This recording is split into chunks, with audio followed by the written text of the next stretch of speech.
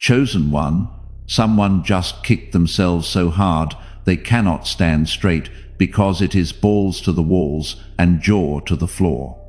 Someone just realized who you are, and they are gobsmacked. This person is sitting with their stomach in their throat, realizing they completely underestimated your power and the divine fire you carry. By the time this reckoning concludes, you will understand that your win was never about luck, but about what you are fundamentally built from. The ground beneath your feet has shifted permanently because the person who tried to diminish you is now spectacularly and irreversibly stunned by the magnitude of your true identity. This person looked at you and made a quiet, deliberate decision. Maybe it was even unconscious, but they made it. The decision was this: I know what this person is worth, and it is less than what they think. Understand what kind of person makes that calculation. It is not someone with genuine confidence. Genuinely confident people do not assess those around them and assign lower value. That is a survival mechanism, not a power move. It is what someone does when they are chained to the opinions of others, obsessed with how they appear to the outside world, desperate to be seen in a specific light by their crowd. The only way they can maintain that image is to keep the people close to them positioned slightly below them. Always you were supposed to stay in the lane they assigned you. They had opinions about how you dressed, how you carried yourself, how you talked, what you did, and where you came from. They had a whole committee's worth of judgment about everything you were and everything you were not. None of it had anything to do with who you actually are. It had everything to do with how you reflected on them. You were always a variable in their image equation. You were never simply a person to them. Here is the miscalculation that is going to cost them everything. They looked at someone carrying a crown they had not yet claimed and saw a page. They looked at the full version of you and decided it was a rough draft. So they treated you accordingly, kept you at the bottom of the priority list, put their reputation first, put the crowd's opinion first, and put you last. They were not worried about losing you. They had assessed the situation, and they were certain that certainty is the first mistake, and it is the one that undoes everything.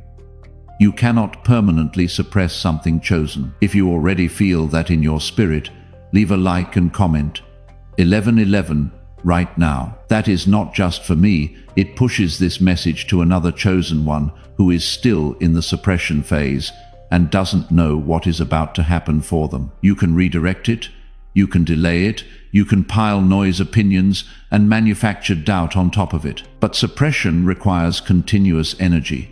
And that energy was being poured entirely into their image, their performance, and their crowd management. The moment their attention slipped even slightly, everything they had been holding down started to rise, and it was always going to keep rising until it reached its natural level. That level, chosen one, is far higher than they ever allowed themselves to imagine. Here is the part that is going to sting a little. So stay with it because the sting matters. You let them do it.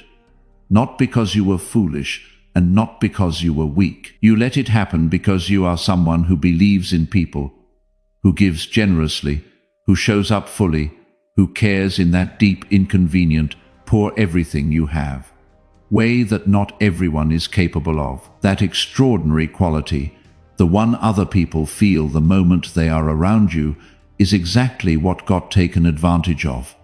Think about what was actually happening. Every drop of your strength, your focus, your creative energy, and your emotional reserves was flowing in one direction. Your energy went into managing this person, worrying about them, protecting them from the version of you that made them uncomfortable, and making yourself smaller so their comfort zone stayed intact. You were turning your lighthouse into a nightlight because they found the full beam too bright. You were at the bottom of their priority list, and they were at the top of yours. The entire time this was happening, your actual path was waiting for you. Your purpose was sitting there patiently, knowing you would eventually show up. Your gifts were underdeveloped because the person who should have been your strongest supporter was quietly and consistently redirecting your energy away from your becoming and toward their maintenance. This is not a minor grievance. This is someone who cost you genuine momentum, not just the connection, but whole seasons of your becoming. Nothing you lost was actually lost. Every gift that got suppressed is still there. Every seed of purpose that did not get watered is still in the ground, dormant, not dead, and waiting. What happens when something that has been suppressed finally gets the conditions it needs to grow? It explodes. Remember that word because we are coming back to it. The drain was not always dramatic. Sometimes it was the accumulation of small moments. Every time you edited yourself before speaking, every time you chose the safer version of your truth, every time you swallowed your excitement, because you had learned it made this person uncomfortable. Those micro moments of self-suppression, stacked on top of each other, produced a version of you operating at half capacity. And you are still remarkable at half capacity. That is how extraordinary you actually are. Full capacity is what is coming now. And comment amen to let your Father know your connection. You knew. Not everything, and not all at once, but that thing in your gut, that low hum of wrongness you kept turning down, that internal alarm you silenced again and again because you did not want it to be right. That signal was never wrong. Not once. Your intuition was reading the situation correctly the entire time. You were the one who kept overriding it. Why? Because you give people the benefit of the doubt. You believe in the best version of a person and keep showing up for that version, even when the actual version keeps letting you down. Somewhere along the way, you learned that genuine care requires patience and forgiveness, so you applied all of that generosity to a situation that did not deserve it. You made the red flags beige, and that is not a character flaw. It is the shadow side of your greatest strength, the same quality that makes you extraordinary. Your capacity for grace and for seeing potential in people got weaponized against you here. You extended it to someone who had no intention of building their own potential, and who was perfectly comfortable staying exactly as they were, as long as you stayed exactly where they needed you to be. And when you tried to trust your gut, when you started to speak up and name what you were feeling, what happened? It came back on you. Suddenly your perception was the problem. Your needs were too much. Your doubts were framed as evidence of your instability, rather than evidence of their pattern. That is the signature move of someone who is hiding something. People who operate with integrity do not need you to doubt yourself. They want you to be clear. They welcome your perception because their private behavior matches their public face. But someone whose private behavior is completely different from what they perform publicly needs the people closest to them to be foggy and uncertain, just confused enough that the two versions of events never fully collide. Your clarity was their greatest threat, not your anger, not your pain, your grounded, sovereign, clear-eyed clarity. That is what they worked hardest to dismantle, because as long as you were cloudy, they were safe. And then you did something that changed the entire game. You got quiet, not defeated, but quiet. There is a world of difference between those two things, and that difference is everything. At some point you stopped reacting, you stopped explaining yourself, stopped defending your choices, stopped trying to make someone understand what they had no interest in understanding, and stopped performing your pain for an audience that had already decided what role you were playing. You went still, and in that stillness something began that they did not see coming. Your silence terrified them because everything else you could do they had a counter for. Your anger. They could mirror it back or use it to make you look unstable. Your tears. They could spin those into proof of your volatility. Your words. They could edit them, misrepresent them, and pull them out of context. But your calm, your composed, sovereign, absolutely certain calm, had no counter available to them. Your face said everything your mouth would not. Your eyes were doing the quiet work of a final evaluation, not a frantic or emotional reckoning, but a clear one.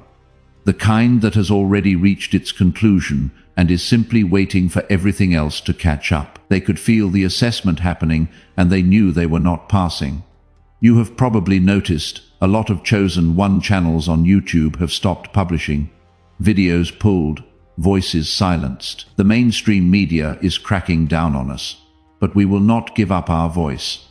That is exactly why I am putting you onto something real. Check it through the link in the description and the pinned comment. I built this because I was done watching chosen ones get dragged through betrayal, isolation and attacks while their enemies strutted around unchecked. I want to help you accelerate the speed of your divine justice and step fully into your purpose. And the beauty of it, you don't even have to lift a finger. Checking it now to stay connected to your Father. Here is what silence signals to someone whose power depends on your reaction. It signals that you have stopped needing their approval, that you have stepped completely outside the game, and that you are no longer manageable by their tactics. For someone whose entire sense of self is built on managing how others perceive them, a person they can no longer manage is the most destabilizing thing imaginable. The silence was not just you going quiet, it was the first tremor, the first visible crack in the structure they had built around your identity. Under the surface, everything was already shifting. The avalanche had started, and they did not know it yet. Here is what that silence was doing on your side of the equation.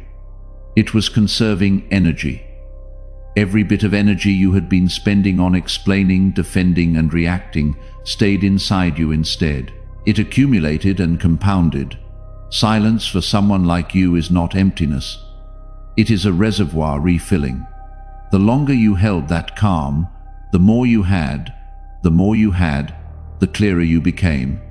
The clearer you became, the more inevitable the next move was, not as revenge, not as a performance, but as the natural consequence of a person who has become very full again, deciding where to direct all of that overflow. That overflow was about to go somewhere they could not ignore. That calm you built in the silence, it needs an anchor, something you see every morning before the noise starts, before the world tries to pull you back into the old frequency. I created a set of blessing cards for exactly this moment in your journey. Each one carries a divine reminder of who you actually are and what was always written for you. You print them. You print them out for you on the days your own voice gets quiet. They are in the description. This person had picked me energy running all the way through them. They needed to be chosen, to be seen as the right one, the impressive one, the one whose version of events everyone accepted without question. Their self-worth was not internal. It was rented from other people's opinions, and that rent was perpetually due. Without collecting it continuously, the whole structure wobbled, so they were always performing, always managing their image, always making sure the crowd had the right impression. When you stopped clapping, when you stepped out of their audience entirely, they did not get reflective. They did not sit quietly and ask what they could have done differently. Instead, they recruited. We went to their circle, the audience they had been cultivating, and they told their version of events. In that version, you were the problem. You were the difficult one, the complicated one, the one who was too much. We needed someone to confirm that they were still the right one, still the one who should be chosen. Enough people in their circle, people who had only ever received their version, gave them exactly that confirmation. So they got comfortable again, validated again, and back in the rhythm of the performance. And you were over there, quiet, healing, choosing yourself and building. You were not competing with them. You were not watching them. You had already turned away entirely. And that is the move they could not comprehend. A competitor they can handle, because someone angling for the same recognition is familiar territory. But someone who has completely left the arena, someone who does not want the crowd, someone who has found a platform so much bigger that the old performance does not even register as relevant anymore. That is not something they have a play for. Pick-me energy has one specific Achilles heel. It is deeply sensitive to being genuinely ignored. Surviving anger is possible. Surviving rejection is possible, as long as it comes with noise, because noise confirms you still matter enough to provoke a reaction. What is unsurvivable is someone who genuinely stopped thinking about them. Someone who redirected their entire focus toward their own life and simply had no space left for the old obsession. That was you. You did not move on as a tactic. You moved on because your life got so full, so aligned and so genuinely interesting that there was no space left. When they felt the absence of your attention like a physical withdrawal they had not anticipated, that was the beginning of the jitteriness, the sleeplessness, and the reaching. You were not trying to win any war. You had already moved to an entirely different country. The creativity that had been managed into mediocrity started to fly. The confidence that had been systematically chipped away started to rebuild, this time with reinforced foundations instead of the original material. The vision you had for your life, the one that kept getting minimized and surrounded by too many outside opinions, started to take real shape. The kind of shape you can point to and say, "That is mine. I built that, and that is what I am capable of when nobody is redirecting my energy." You started creating. You started showing up in spaces that mattered. You started speaking, building, and producing, and the work carried a quality that only comes from someone operating from genuine freedom. Not performing freedom. Actual freedom. The kind where your energy belongs entirely to you. Here is the thing about authentic power. It does not announce itself, and it does not need to. There is something unmistakable about a person who has done the real internal work, who walked through darkness and came out the other side, not broken, but forged. There is a presence to it that cannot be manufactured or performed. You got there, not immediately, not all at once, but you got there. Opportunities started arriving.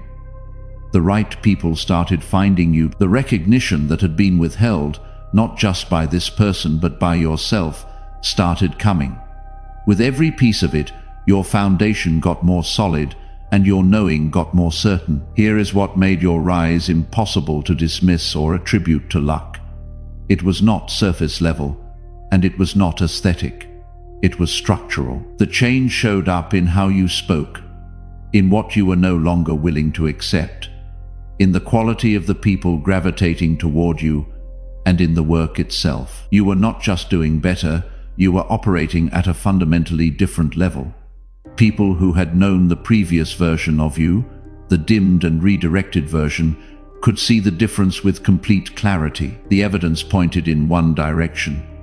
You had grown deliberately and significantly in the exact direction that someone had spent considerable energy trying to steer you away from. The confusion that person felt when they started to notice, it hardened fast into something far more volatile: your truth. Not the version they told, but your actual truth, the real account of what happened, who did what and why.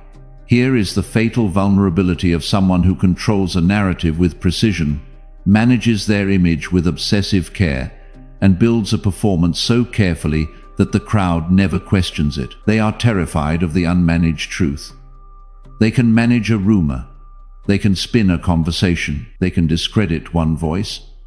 But what they cannot contain is a truth being told by you, in your own words, through your own work, to an audience they have no relationship with, and therefore no influence over. What they cannot handle is the kind of truth that travels, the kind that gets written down, recorded, or expressed through something creative with an honesty so precise it is undeniable. The kind that does not need to name names to tell everything. You are someone who processes through expression. You always have been. The experiences you have lived through, the depth of what you felt and survived, that is not inert material. That is fuel.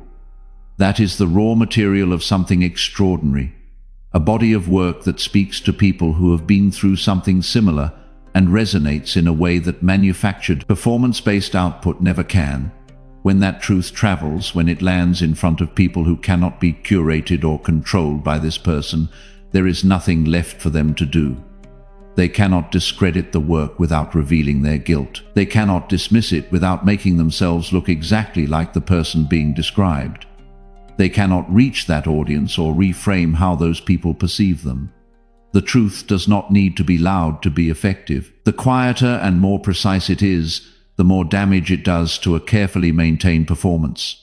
A loud accusation can be shouted down, but a calm, clear, articulately expressed truth cannot. It sits, it stays, it gets passed forward, and finds people at the exact moment they need it. Every person it reaches who thinks I know exactly what this is describing becomes part of an audience that was always beyond this person's reach.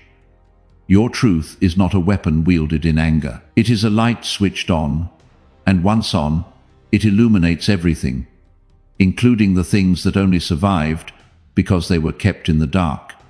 Everything they did to you in private, they hid in public. That is the covert move, and that is the signature of someone who operates this way. To the outside audience, they were the reasonable one, the stable one, the one whose version of events made their behavior look like a response rather than an origin. But privately, there were targeted moves to destabilize you, moves designed to make you doubt yourself, cloud your sense of what was real, and create just enough fog around your perception that the two versions of events would never fully collide. They would never acknowledge this because their entire system depends on the gap between who they perform in public and who they actually are in private. As long as that gap stayed sealed, they were safe. Gaps seal when the other person stays quiet. They seal when that person doubts themselves too much to speak clearly and confidently. They seal when that person is still running on empty and too depleted to tell the full account. You are not depleted anymore. You are not quiet in the way that once served them. You are quiet in the powerful way gathering resources, building your foundation, finding your voice, and preparing something far more effective than any argument you could have made in the heat of the moment. The moment that gap cracks, the moment the private reality makes contact with the public performance, everything built around their image starts to shake. That cracking is already underway, and they can feel it. That is the jittery energy. That is the sleeplessness. That is the reaching back, trying to hook into your attention one more time and provoke a reaction. Because as long as you are reacting, you are not building. And what you are building is the one thing they have always needed to stay buried. It is not buried anymore. Consider what it costs them to keep that gap sealed. Maintaining two versions of yourself, constantly calculating who knows what, and who can hear which version of events, is exhausting, full-time work. All of that calculation was aimed at one target: keeping your perspective from being believed, keeping your voice from having a platform, and keeping the real account from getting out. And here you are with a platform, with your voice, with clarity, and with the evidence of your lived experience written across every achievement you have produced. The energy spent trying to suppress you was wasted, because you could not be suppressed permanently, not you. This person was going through their routine, maintaining the performance, managing the image, running the same patterns with the same crowd, and then something reached them, something they saw, read, or heard about you, something that did not match the version of you they had been presenting to their audience. As fact, maybe it was an achievement, something you built, created, or were publicly recognized for. Maybe it was your name spoken with admiration by someone whose opinion they valued. Maybe it was the work itself, the thing you made from the raw material of your truth, landing in front of people who were moved by it, confirming everything you always knew you were capable of. Whatever the form, the message was the same. You are not where they left you. You are not small. You are not struggling. You are not the version of you they packaged and presented to their circle as justification for how they treated you. You are ascending. You are fully, visibly, and undeniably becoming the person you always were, underneath everything that got piled on top of you. The calculation they made about you, that foundational decision about your worth, is wrong. Completely, catastrophically, and irrevocably wrong. They know it now in the way that hits the body before it reaches the brain, the gut drop, the sudden stillness, the moment where everything around them gets slightly too loud because the version of events they have been narrating to themselves and everyone around them has just been publicly disproven by the very person the narrative was built around. That is the gobsmacked moment, jar to the floor. That is the sound of someone kicking themselves harder than you ever could have kicked them. They cannot even be legitimately angry at you. You did not engineer this moment. You did not seek it out. You simply removed yourself from the drain and kept moving forward. You became exactly what you were always going to become. Once that energy was redirected back to yourself, you showed up as yourself and let the work speak. This gobsmacked moment is not something you did to them. It is the direct result of what they did to themselves the moment they decided to underestimate you. At its core, this is a collision between the version of you they packaged and sold and the version of you that was building the entire time. Between the ceiling they tried to install over your potential and the height you were always going to reach. You did not crash through that ceiling dramatically. You simply kept growing until it was so far below where you were standing that it ceased to be relevant. Every decision they made based on the wrong assessment. Every time they chose performance over you, every person they convinced to see you as less, all of it is sitting in front of them right now like a debt they did not know was accumulating, and it is due. Now let's talk about what happens after the jaw comes back up off the floor. It does come up, and what replaces the shock is something hotter, less controlled, and much harder for them to contain. They are furious, not the loud kind necessarily, but the covert kind, the simmering kind that looks for an outlet. They want to clap back. They want to get into your energy and pull out something that looks like instability, something they can use as proof that their original narrative was right all along. But you are not giving them that. You have already learned the most important lesson in all of this. You say less, you react less. Your calm is not indifference. Your calm is sovereignty. Every non-reaction you offer is a statement louder than any argument. Every achievement that lands while you remain completely unbothered is more devastating than any confrontation could ever be. Right now they are replaying the past, running calculations on a loop, going through every decision and every moment they chose the wrong thing over you, and seeing it all in the full light of who you turned out to be. That loop is not comfortable. Meanwhile, you are rested. You are focused. You are already working on the next thing.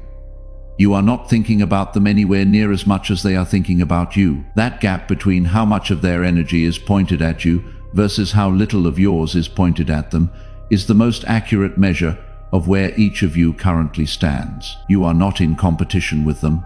You never were. Gloating is for people who needed to win. You did not need to win. You needed to get free, and free is exactly where you are. Their fury changes nothing. Let them be furious. Let them try every angle to pull you back down to the frequency they remember you operating at. None of it is going to work. Because you are not going back. Not for any version of connection that cost you your becoming. That fury is not really about you either. It is about the mirror. Your clarity, your rising and your fully realized presence are holding up a reflection they cannot escape. And that reflection shows them the direct consequence of every choice they made, every time they chose image over integrity, every time they refused accountability and repeated the same pattern. They are seeing a clear comparison now, and it is not flattering to their side of it. You did not create their stagnation. They chose it repeatedly, and with full awareness of what growth required. The evidence of that choice is now simply, undeniably visible. You do not need to say a single word. You are already saying everything. This gobsmacked moment is not the ceiling. It is the doorway. It is the first visible evidence that the seeds you planted in the dark, in the quiet, in the seasons when nobody was watching and nobody was applauding, are finally breaking through the surface. What is coming for you is extraordinary. There is an opportunity on the way that this person is going to hear about and will not be able to breathe through something significant that puts your name in conversations they cannot steer and in front of audiences they cannot curate. What you have been through, the truth you carried, the weight of it, and the clarity you arrived at on the other side is not just your healing. It is medicine. Medicine travels. It gets passed from one person to the next. It finds people who are still inside the version of the situation you already survived. And it does two things at once. It helps them, and it expands you. This is what this person will never have, because they chose performance over authenticity. They built their image on external opinion rather than internal truth. Performances have a shelf life. They need a stage, an audience, and constant maintenance, and the moment any of those elements shifts, the whole construction deflates. Something built on truth is different, something built on genuine growth, and the lived, earned experience of someone who went through the fire and kept going. That compounds. It becomes more solid over time, more valuable, and more irrefutable, because the world is flooded with performances and starving for something real. You are real. The harvest from real never runs out. The harvest is not only material, it is also relational. If this is the first time you have found this channel, subscribe. Not because I need the numbers, because what is coming next for you needs a voice that speaks to it directly, and I am not done talking to you yet. The quality of the people now finding you, who recognize your value immediately without requiring proof, who show up for you the way you always showed up for others, that is a harvest too. It cannot be manufactured through performance. You can only attract that quality of connection by being genuinely, fully, and unapologetically yourself, which is exactly what you are now. Every new connection and every open door at your current frequency is confirmation. Confirmation that the world does not agree with the valuation that person placed on you. That confirmation shows up quietly and consistently, building the case you always suspected was true, but were made to doubt. You are always worth it. You do not need to be in the right situation to become who you are. You do not need the right approval, the right audience, or the right conditions to access your own power. Your power is not conditional on anyone choosing you, seeing you, or validating your worth. It was always there. It will always be there. The moment you stopped performing your value for someone who had already decided not to recognize it, you were free. And the moment you were free, you became unstoppable. That is what they are sitting with right now. The full weight of having let something unstoppable walk right out of their life because they were too consumed with managing appearances to see what was actually standing in front of them. The gobsmacked moment happening to them right now is not accidental, and it is not luck. It is the inevitable result of a straightforward equation. You did the work, they did not. You took accountability, they refused it. You chose growth when it was uncomfortable. They chose comfort when it was costing them everything. Yours is compounding, theirs is deflating. That dynamic is no longer a matter of effort. It is a matter of foundation. What you built in the quiet, in the seasons when no one was watching, does not shake when someone jittery and furious tries to destabilize it. That fire they brought, the drain, the opinions, the fog, the covert moves, the narrative they built around your name, none of it touched the real you. It only reached the version of you that was dimmed by proximity to it. The real you was always underneath, whole and intact and waiting. You do not come out of this damaged. This is not a comeback. Comebacks belong to people who lost something. What you are experiencing is a return. The return of someone who was always exactly where they were supposed to be, moving through exactly what they were meant to move through, and arriving exactly on schedule. You are not coming back, you are arriving. And the jaw on the floor, the gut drop, the person kicking themselves and wondering how they got this so catastrophically wrong, that is the sound of the universe correcting the record. Balls to the walls, jaw to the floor. They just realized who you are. And it is exactly as devastating for them as it is magnificent for you. Welcome to your season, chosen one. If you felt something reading this, if your spirit recognized its own story in these words, I want you to have something tangible to carry forward. I made a set of printable blessing cards, divine affirmations, and spoken blessings designed for chosen ones walking through exactly this chapter.